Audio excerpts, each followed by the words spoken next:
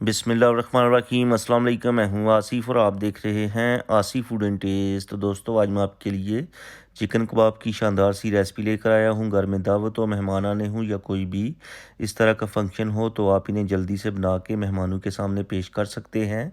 Simple सी recipe है, तो video को ध्यान से देखिएगा, स्किप ना कीजिएगा। तो आइए शुरू करते हैं। बिस्मिल्लाहिर्रहमानिर्रहीम। सबसे पहले बाउल में ऐड करेंगे 2 उबले हुए आलू, जिनको हमने अच्छे से मैश कर लिया था। साथ ही इसमें ऐड करेंगे 400 ग्राम श्रेडेड चिकन, जिसमें हमने 2 बड़ी इलायची और हाफ़ टी स्पून नमक डाल के बॉईल कर लिया था। बड़ी इलायची इसलिए डाली थी ताकि चिकन की स्मेल दूर हो जाए और खाने में चिकन और टेस्टी लगे। प्याज ऐड करेंगे, एक मीडियम साइज़ बारीक चॉप किया हुआ हरा धनिया ऐड करेंगे 2 से 3 टेबल स्पून। ग्रीन चिलीज जाएगी 5 से 6 बारीक चॉप की हुई।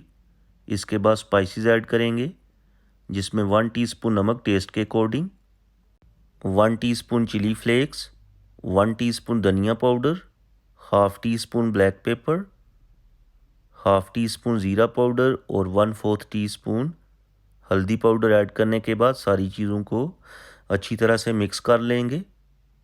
बाकी हमने बाइंडिंग के लिए इसमें कुछ भी ऐड नहीं किया। चाहें तो आप इसमें ब्रेड क्रम्स या फिर जो कॉर्न स्टार्च होता है वो ऐड कर लीजिएगा। तो अच्छी तरह से मिक्स करने के बाद हाथों को वॉश कर लेंगे और ऑयल से ग्रीसी कर लेंगे, ताकि जब हम कबाब बनाएं तो आसानी के साथ बन जाएं। तो इस तरीके से आपने बैटर लेना है और गोल सा बाउल तैयार कर लेंगे। बाउल तैयार करने के बाद दूसरे हाथ पे रख के हल्का सा प्रेस करेंगे और इस तरीके से घुमा के शेप तैयार कर लेंगे। तो यहाँ पर ये देखें, माशाल्लाह कबाब तैयार हो चुका है। इसी तरीके से आपने सारे कबाब तैयार करने के बाद इनको फ्राई करना है। तो फ्राई के लिए ऑयल को मीडियम फ्लेम के ऊपर गर्म कर लेंगे और उतना ही ऑयल ऐड करेंगे जिसमें कबाब फ्राई हो जाएं। चूँकि सारी चीज़ें पहले से ही अंदर से डन हैं, तो जस्ट हमने इनको शैलो फ्राई करना है।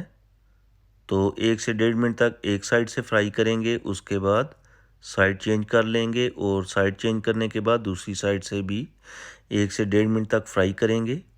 फ्लेम आपने मीडियम ही रखनी है। माशाल्लाह बहुत प्यारी खुशबू आ रही है। आप भी इन्हें ज़रूर ट्राई करें और अपनी फैमिली और फ्रेंड के साथ एंजॉय करें।